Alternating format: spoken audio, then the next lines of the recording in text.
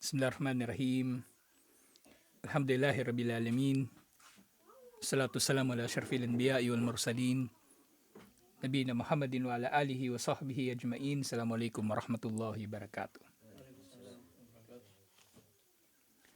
So inshallah, ar-rusul wa risalat. So tinatalakay natin yung bahagi na ang mga nakalipas na mga mensahe, ipinapakilala nila si Allah at kumbaga ipinapahayag sa tao na obligado ang pagsamba kay Allah. Lahat sila iting ipinangaral nila. Nakaraan na talakay natin tungkol kay Nuh alayhi salam. At ngayon naman inshallah yung mensahe ni Ibrahim alayhi salam at ni Musa alayhi salam. Yung pagkamatay o paglipas ng henerasyon ni Nuh alayhi salam, so maaring nanatili pa yung mga tao sa tauhid ng ilang panahon, pero bumalik na naman sila sa shirk.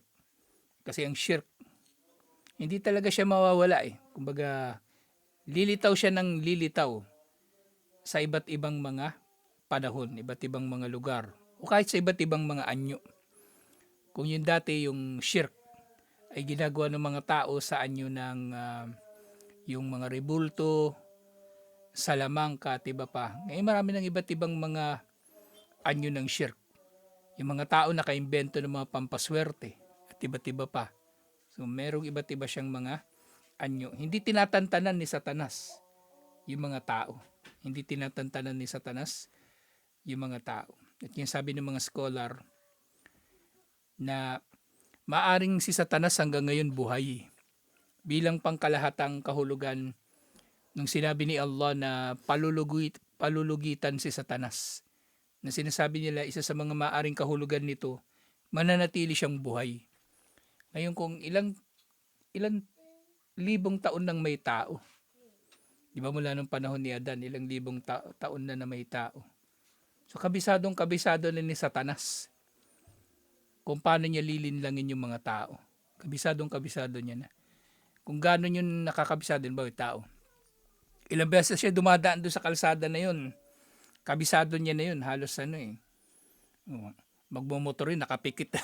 Kaya na magmotor pa, nakapikit. Si Satanas mas matindi pa doon. Kasi biro ilang libong taon kasama niya yung mga tao. Kaya magagawa talaga ni Satanas na may ligaw ang tao. Kaya hindi dapat mamaliitin ng tao ang kapangyarihan ni Satanas na mangligaw sa tao. At minamaliit ng tao si Satanas sa pamagitan ng pagmamalinis. Nagmamalinis siya.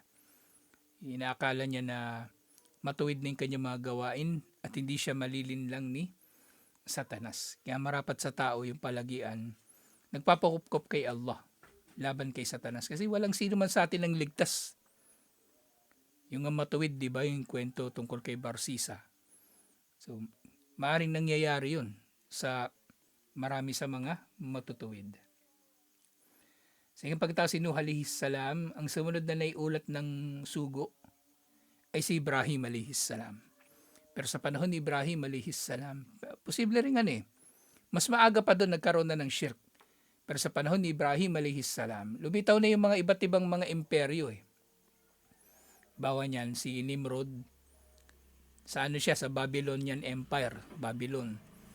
Tapos yung Egypt, napunta rin siyang Egypt. Nandun na yung Egypt. At yung mga malalaking pyramid na nakikita natin ngayon, mga panahon ni Ibrahim alayhi salam yun naitayo.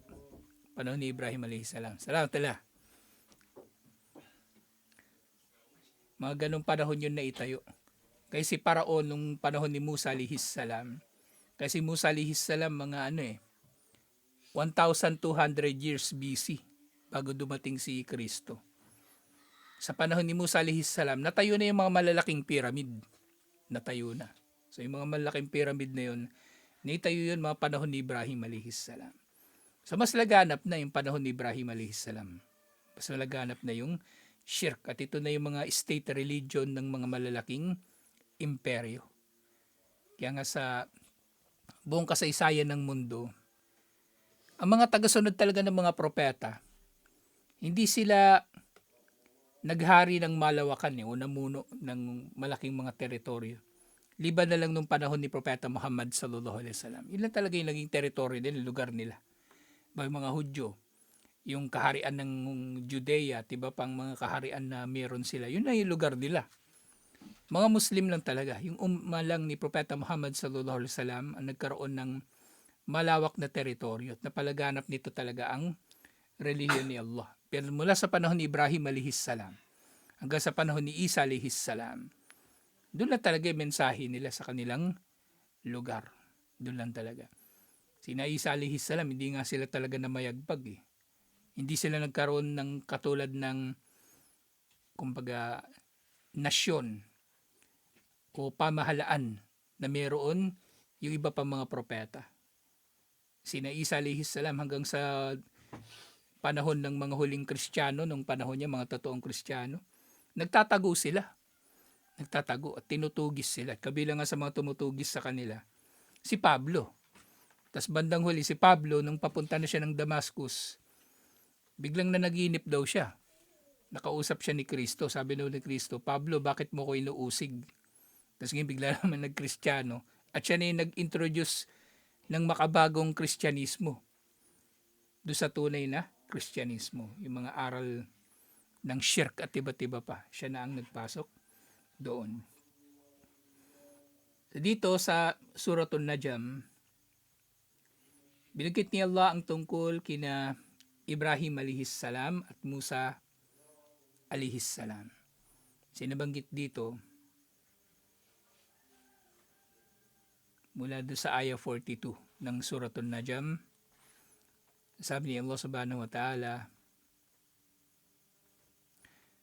wa anna ila rabbika al-muntaha. Sabi ni Allah,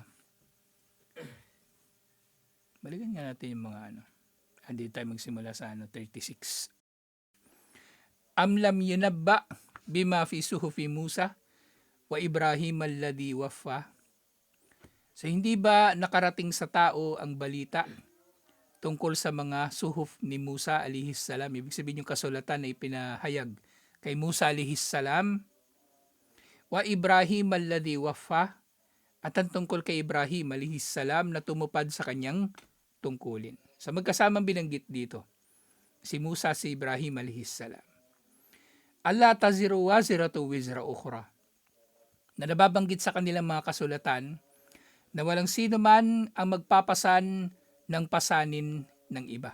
At ang tinutukoy dito na pasanin, yung kasalanan. Kasalanan. At dito sa tung ayon na ito, ilang beses na nabanggit sa Quran eh.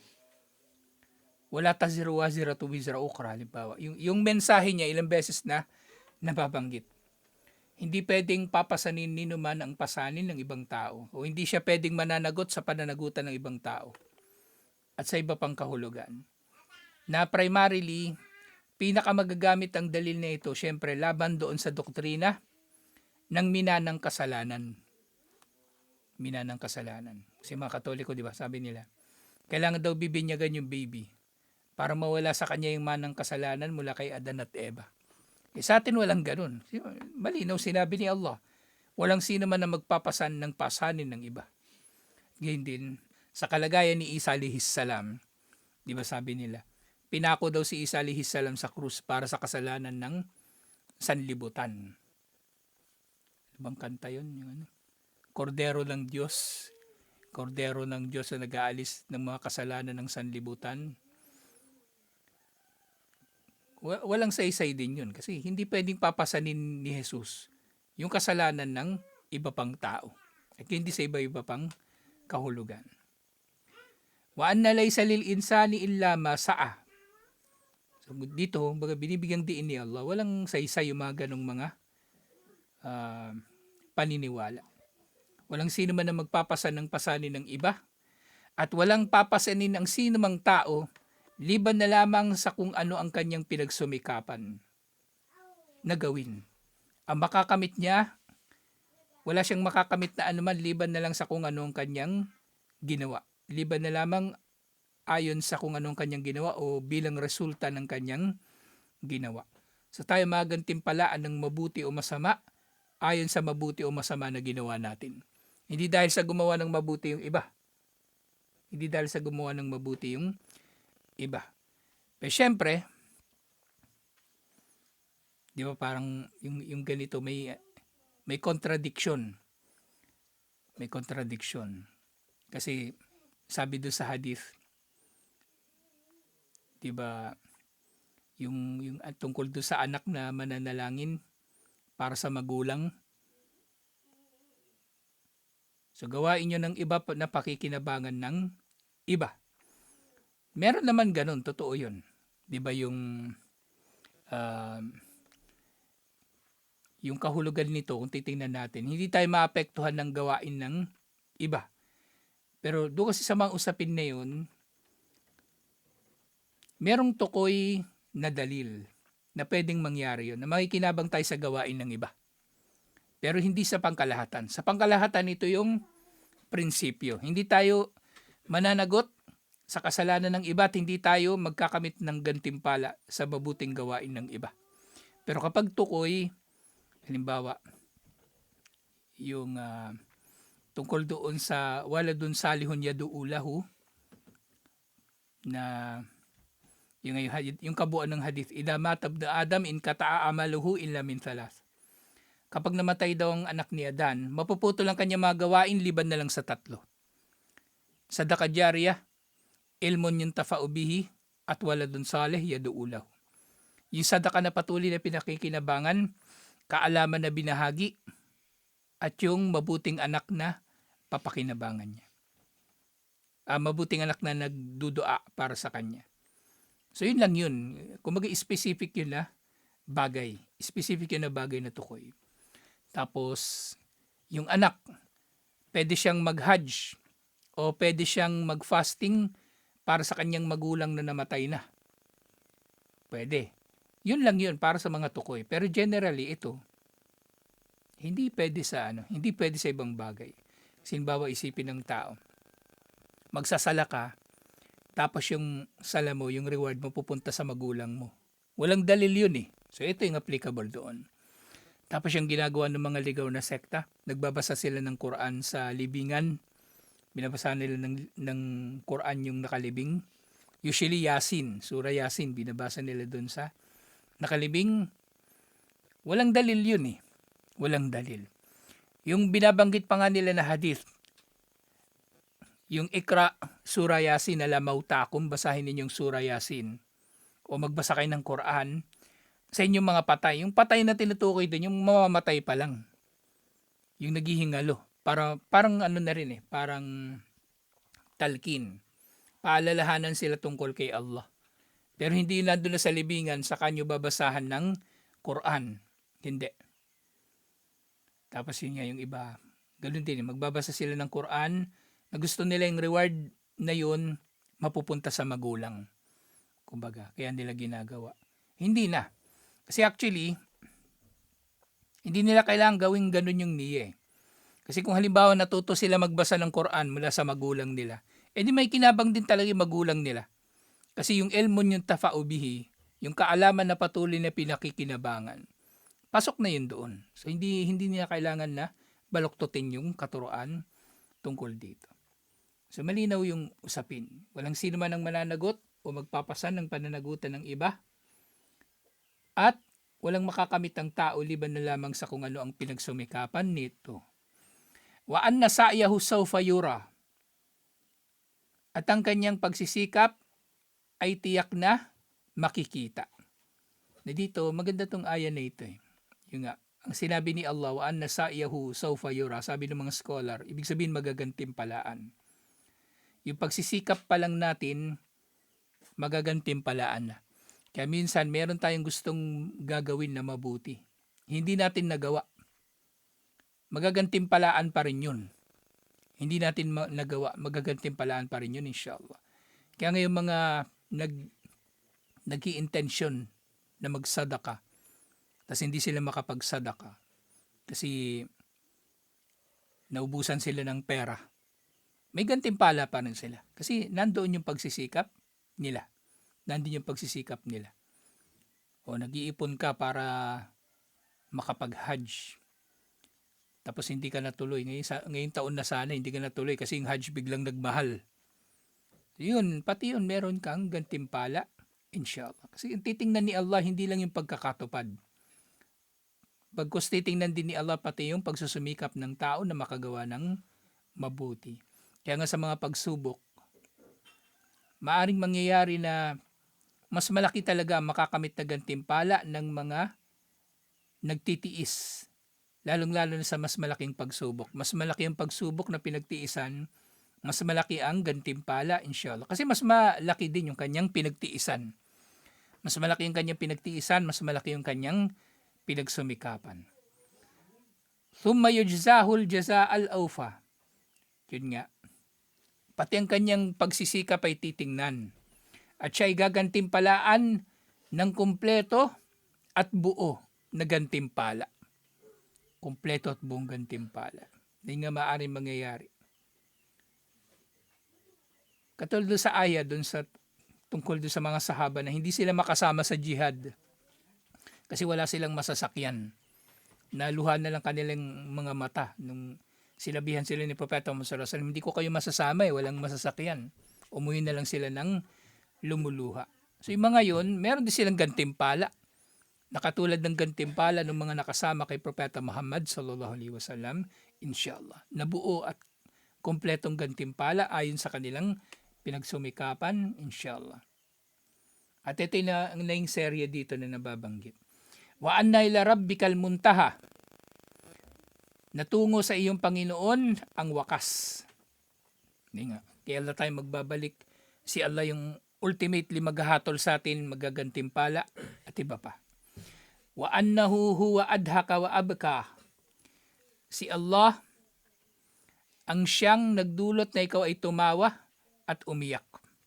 Si Allah ay nagdudulot na mangyari yung mga bagay-bagay na ikatutuwa natin o ikalulungkot. Wa annahu huwa amata wa ahya, na siya ang nagdulot na mamatay ang tao at siya rin ang nagbibigay ng buhay. So nga, katulad dito yung naging pangaral ni Nuh alayhi salam na pinangangaral niya sa mga tao na dapat ninyong sambahin si Allah. Kasi Allah ang nagdulot ng lahat ng bagay. Diba, lagi natin binabanggit, ang uluhiyya ay resulta ng rububiyya. Kung si Allah paling tagapaglikha, siya paling namamahala sa mga nilikha. Siya ang nagtutustos sa mga nilikha. Siya ang nagmamay-ari sa mga nilikha. Eh di sa kanya tayo magdarasal, sa kanya tayo hihiling, sa kanya tayo magpapakupkup, sa kanya tayo hihingi ng tawad, sa kanya tayo hihingi ng gabay. So ito, kumbaga, lahat ng ito ay naging bahagi ng da'wa ng mga propeta na kay Allah tayo dapat na sumasamba. Lahat ng ito, na si Allah yung dulo o wakas ng ating mga gawain, si Allah magagantimpala, si Allah ang nagdulot na matuwa ka o malungkot, at si Allah ang nagbibigay ng buhay at bumabawi ng buhay, marapat lang talaga na si Allah ang iyong sasambahin. At yung sa pagpapatuloy, wa annahu khalaqa az-zawjaini al-dhakara wal-untha, na si Allah ang lumikha sa magkapares na lalaki at babae. At actually, itong pares ng lalaki at babae na ito, hindi lang sa tao pala, pati sa hayop, di ba? May lalaki at babaeng hayop din. At sa mga halaman, may lalaki at babaeng halaman din. Kasi yung bulaklak nila, meron pala yung mga kasarian. Yung pollen, yung parang powder yun, di ba? Kailangan mapupunta yun doon sa yung pollen ng lalaki, kailangan mapupunta yun doon sa pollen ng babae. Para yung bulaklak nun, magkakaroon siya ng bunga na kapag nahulog sa lupa, magkakaroon ng binhi. At yung pollen na yun na yung dinadala ng mga bubuyog, mga paru-paro, at iba pa na nagiging dahilan nga na importante sila sa ecosystem. So merong lalaki at babae sa mga nilikha ni Allah na may buhay. Mga tao lang talaga yung lumihis eh. Kasi hanggang ngayon, wala namang silang napagtibay na hayop na bading eh. Hayop na tomboy, wala. Lalo na sa halaman, wala namang utak yung halaman para makaisip siya na gusto niya. Babae siyang halaman pero yung bulaklak niya gusto niya magiging panlalaki na bulaklak. Hindi, tao lang talaga yung nakaisip nun. Si Allah, nilikha niya yung magkaparas na lalaki at babae. Min nutfatin ida tumna. Nanilikha niya yung mga tao nga mula sa nutfa, mula sa sperm cell ng lalaki at egg cell ng babae, kapag ito ay lumabas mula sa kanilang mga katawan. Wa ana alayhi an nash'atal ukhra, at tungo kay Allah ang muling pagsibol. Ibig sabihin yung pagkabuhay muli. Si Allah ang nagtatakda nun. Siya lang namamahala doon. Di si Allah lang dapat yung ating sasambahin. Wa annahu huwa agna wa akna. At si Allah subhanahu wa ta'ala, siya yung nagdudulot na yumaman ang tao o maghirap. Siya yung nagbibigay ng marami o nagbibigay ng kaunti, depende sa kung ano mang gustuhin niya sa mga tao. Kaya dahil dito, marapat na kay Allah tayo hihiling ng biyaya. Wa annahu huwa rabbus syi'ra. Na si Allah, siya ang Panginoon ng syi'ra. Yung syi'ra, isang bituin nito. Isang bituin na sinasamba ng mga Arabo. Yung Sirius. Sirius yung pangalan niya sa English. So kung si Allah pala yung Panginoon ng bituin na sinasamba niyo, dapat kay Allah kayo mas sumamba. Kay Allah tayo higit na dapat na sumasamba at iwan ang pagsamba sa mga iba paliban kay Allah. Wa annahu ahlaka adan al-ula. At si Allah, siya ang nagwasak sa Ad na nasyon ng mga nauna. Wa Thamuda fama abaka. At sa Thamud, na si Allah ay hindi nagtira ng kahit sino sa kanila. So, itong mga nasyon nga na ito, wala nga silang, kumbaga, wala tayong masyadong nababalitaan tungkol sa kanila. Kilala sila ng mga Arabo na mga bahagi sila ng mga kwentong bayan nila, pero wala na, hanggang doon na lang ang nalalaman natin tungkol sa kanila. Kung di nga binanggit ni Allah to sa Quran, hindi natin ito mababalitaan yung tungkol sa kanila. Wa qauma Nuhim min qabl. Dito nabanggitan naman si Nuh alayhis salam, at ang nasyon ni Nuh na nauna pa sa kanila, nauna pa sa Ad at Thamud, innahum kanu hum adlama wa atga. Tunay na sila ay, kumbaga, lumampas sa mga hangganan o ng api sa pagtatambal kay Allah, at sila ay atga, yung lumampas sa hangganan ni Allah, alhamdulillah. Si diretso na, hanggang 43, hanggang 53 lang yung nababanggit dito sa libro.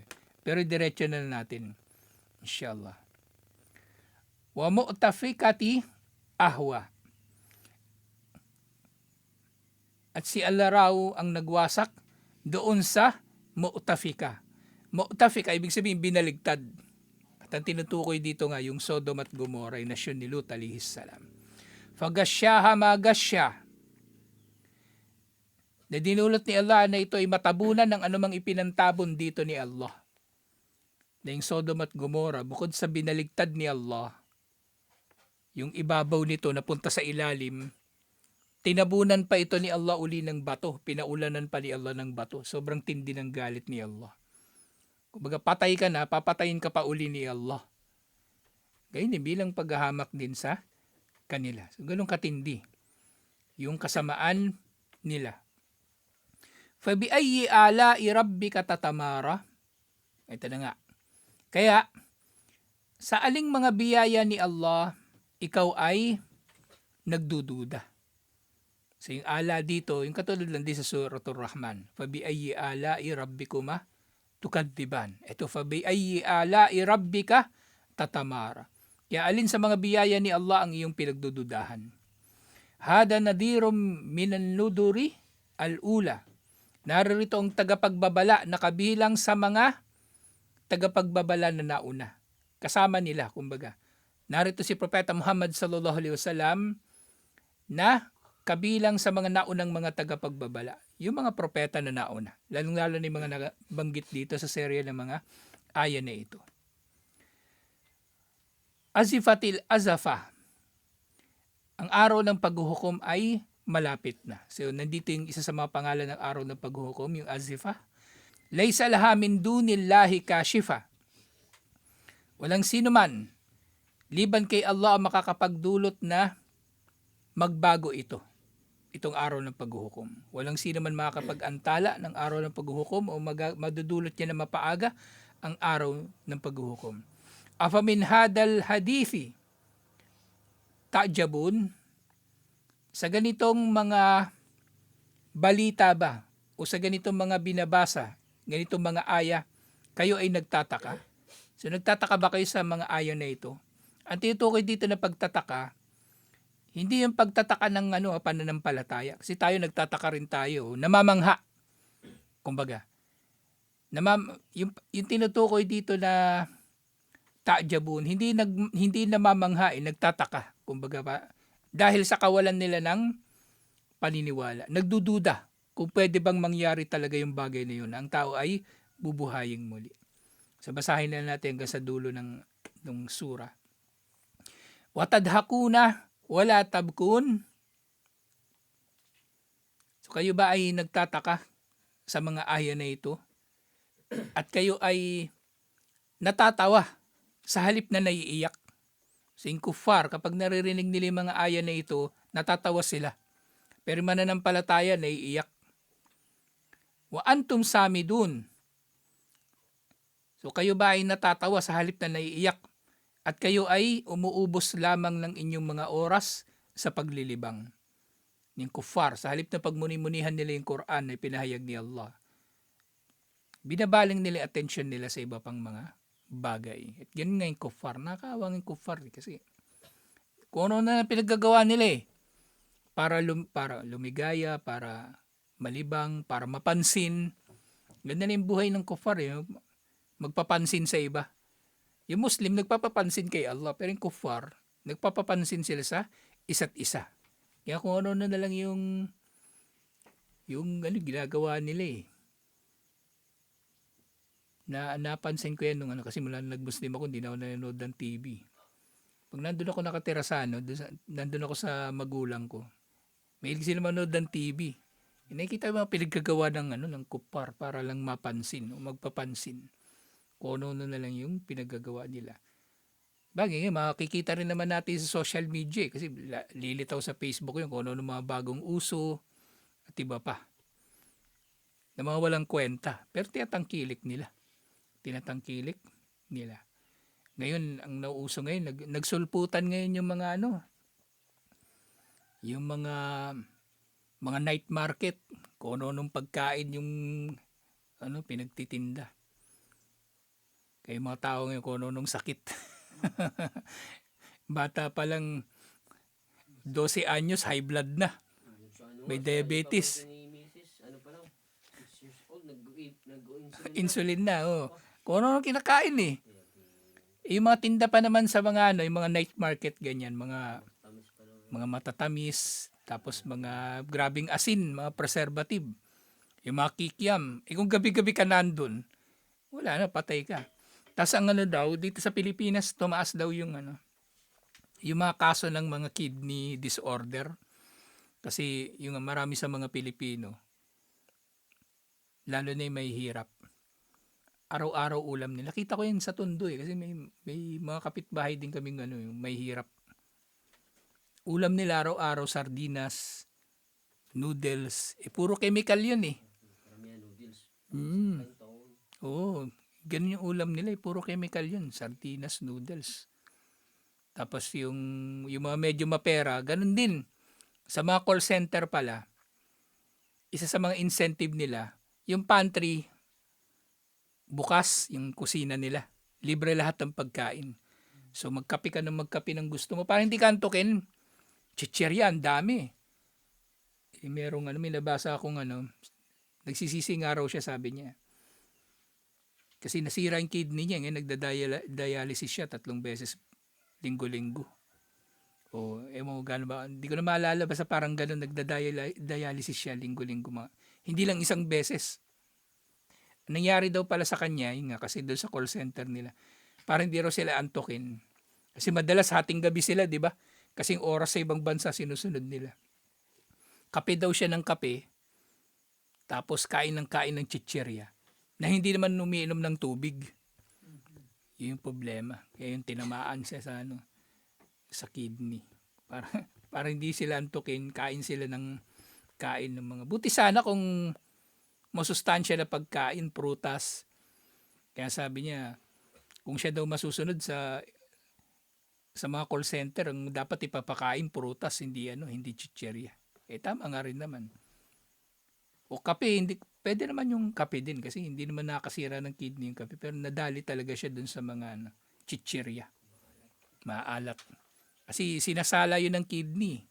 Napapagod yung kidney, kakasala. Kaya sobrang din, inom ng tao ng gamot. Yung mga pain reliever. Hindi maganda yun kasi nakasira din ng kidney. So yung mensahe ng mga propeta, pare-pareho. Kabilang sa mga mensahe na pare-pareho sila, ito, pinapakilala nila kung sino si Allah. Si Allah ganito, si Allah ganyan, para mapagmuni-munihan ng mga tao. Alhamdulillah. Susunod na kabanata, lapit na tayo dito matapos inshallah.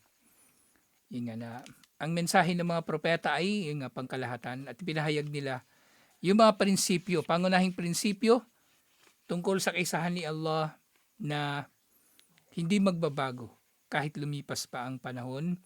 Alhamdulillah, dahil si Allah hindi rin naman nagbabago. Si Allah. Kaya nga, kalokohan yung nangyayari sa ibang mga relihiyon. Halimbawa sa Katolisismo, depende sa kung sino yung Santo Papa. Nababago-bago yung kanilang mga polisiya tungkol sa mga bagay-bagay. Halimbawa, yung Santo Papa ngayon, si Leo.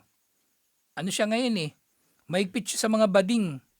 Samantalang dating Santo Papa, maluwag sa kabadingan. Pero ngayon to si Leo kasi medyo kumbaga conservative siya kung ihambing doon sa dating Santo Papa. Pero hindi natin alam. Baka mamaya bading talaga to pero kunwari lang. Kunwari lang no conservative pero bading din talaga. Sa tutuloy natin inshallah. Assalamualaikum warahmatullahi wabarakatuh.